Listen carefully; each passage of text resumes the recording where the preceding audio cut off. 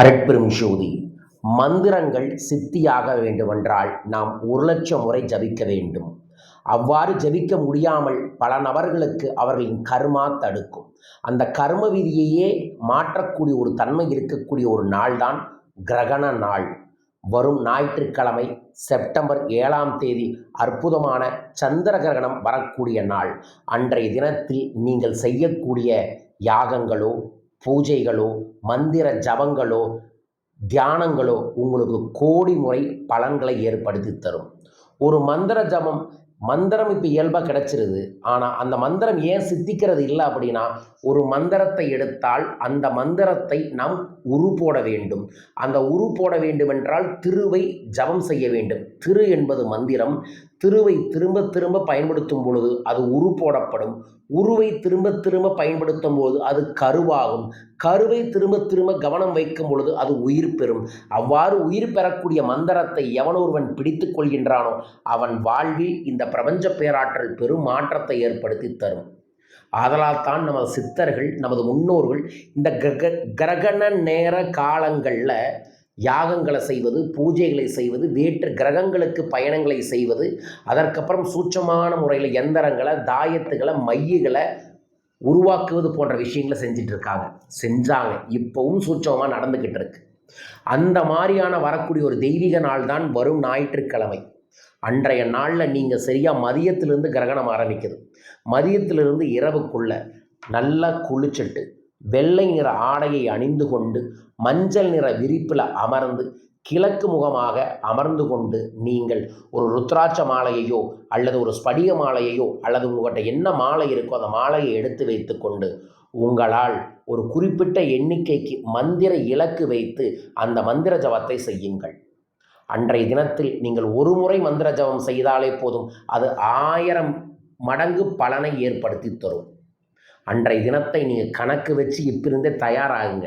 அன்றைய தினத்தில் காலையிலேயே எந்திரிச்சு தலைக்கு குளித்து விட்டு கோதுமையை எடுத்து உங்கள் வீட்டை சுற்றி இருக்கக்கூடிய உயிரினங்களுக்கெல்லாம் போட்டுட்டு காலை ரொம்ப எளிய உணவாக சாப்பிட்டுட்டு மதியத்திலிருந்து இரவு வரைக்கும் எந்த உணவும் எடுத்துக்கொள்ளாமல் அன்றைய தினத்தில் நான் சொன்ன மாதிரி வெள்ளை நிற ஆடை, மஞ்சள் நிற விரிப்பில் ஒரு ஊதுபத்தியை ஏற்றி வச்சுட்டு ஒரு விளக்கை ஏற்றி வைத்து கிழக்கு திசை பார்த்து அமர்ந்து ரைட் கையில் மாலையை வைத்து கொண்டு ரெட் கையில் சின்முத்திரையை, லெஃப்ட் கையில் சின்முத்திரையை வைத்து கொண்டு முதுகுத்தண்டை நேராக வைத்து கழுத்தை சீராக வைத்து முதலில்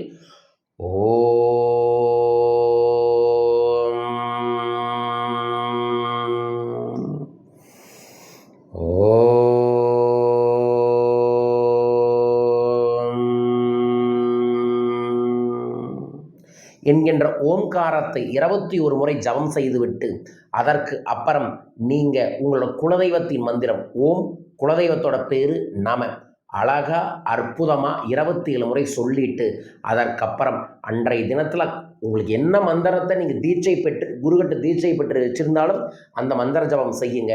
நான் தனிப்பட்ட முறையில் சொல்கிறது ஓம் சிவ சிவ ஓம், ஓம் சிவ சிவ ஓம், ஓம் சிவ சிவ ஓம் என்கின்ற சிவனருளாலேயே இப்போ வாழக்கூடிய இல்லற வாழ்க்கையிலேயே சிவனோட அருளை பெறுவதற்கும் சகல சௌபாகியங்களையும் ஐஸ்வர்யங்களையும் நவநிதிகளையும் பெறக்கூடிய மந்திரம் இந்த மந்திரம். இந்த மந்திரத்தை நீங்கள் அன்றைய நாளில் மினிமம் 106 முறை அல்லது 1006 முறை பண்ணணும்னு சொல்லிட்டு அந்த மாலையில் ஜபம் செய்யுங்கள். ஒரு 2 மணி நேரம் உட்கார்ந்தீங்கன்னா 1006 முறை ஜபம் செய்ய முடியும். 1006 முறை ஜபம் செய்வது அன்றைய தினத்தில் உங்களுக்கு 1,00,000 முறை ஜபம் செய்வதற்கு சமமாக அமையும். இதை மனதில் வைத்து கொண்டு அன்று இரவு செய்யுங்க. இயல்பாகவே தியானமும் மந்திர ஜபம் செய்வதன் மூலமாக உடல் உஷ்ணமாகும். அதனால் நிறைய நீர் பருகுங்கள். நீங்கள் வச்சுருக்கக்கூடிய நீரில் எல்லாம் தர்பை புல்லை போட்டு வச்சுருங்க. அதற்கப்புறம் மந்திர ஜபம் செய்வதற்கு முன்னாடியும் குளித்து விடுங்கள். மந்திர ஜபம் செய்து ஒரு 3 மணி நேரம் கழித்தும் குளித்து விடுங்கள். அடுத்த நாளில் நீர், மோர், தயிர் போன்ற உணவுகளையும் உங்கள் உணவுக்குள்ளே எடுத்துக்கொண்டீர்கள் என்றால் சமபலன் வரும். மந்திரங்களை தொடர்ந்து தினமும் ஜபம் செய்கிறவங்களுக்கு வெப்பத்தால் கொப்பளங்கள்லாம் வரும். அவங்க பூசணிக்காய் லேகியம் அல்லது நெல்லிக்காய் லேகியங்கிறது நாட்டு மருந்து கடையில் கிடைக்கும். அதை வாங்கியும் கூட தாராளமாக நீங்கள் பயன்படுத்தலாம். ஸோ இந்த அற்புதமான தெய்வீகமான நாளை முன்கூட்டியே பதிவு ஏன் செய்கிறேன்னா, நீங்கள் நோட் பண்ணி அதையே பயன்படுத்தி கொள்ளணும் என்பதற்காகத்தான்.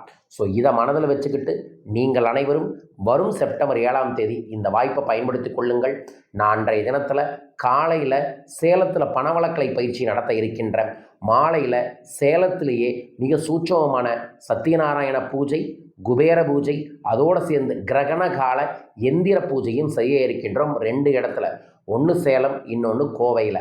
அன்றைய தினத்தில் அந்த பூஜைகளை பேரை பதிவு செய்கிறவங்க உலகத்தில் எங்கே இருந்தாலும் சரி, இந்த அற்புதமான காரிய சித்தி எந்திரம், சித்தர்கள் வழங்கிய காரிய சித்தி எந்திரத்தை ப்ராப்பராக காப்பர் தகடில் வரைஞ்சு அதையை ஆகர்ஷணப்படுத்தி ஃப்ரேம் பண்ணி சில மூலிகை மைகளெல்லாம் தடவி பூஜை பண்ணி உங்கள் இல்லத்திற்கு அனுப்ப இருக்கின்றோம்.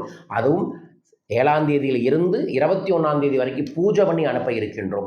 ஸோ இது குறிப்பிட்ட நபர்களுக்கு மட்டும் அன்றைய நாளில் மட்டும் நான் தர இருக்கின்ற. உங்கள் பேரை உடனே சங்கல்பத்துக்கு பதிவு செய்து இந்த வாய்ப்பை பயன்படுத்தி கொள்ளுங்கள். சேலம் அருகில் இருந்தால் நீங்கள் இந்த யாகத்தில் நேரடியாக வந்து கலந்து கொள்ளலாம். செப்டம்பர் 14ஆம் தேதி திருச்சியில் பணவளக்கலை பயிற்சி நடைபெற இருக்கின்றது.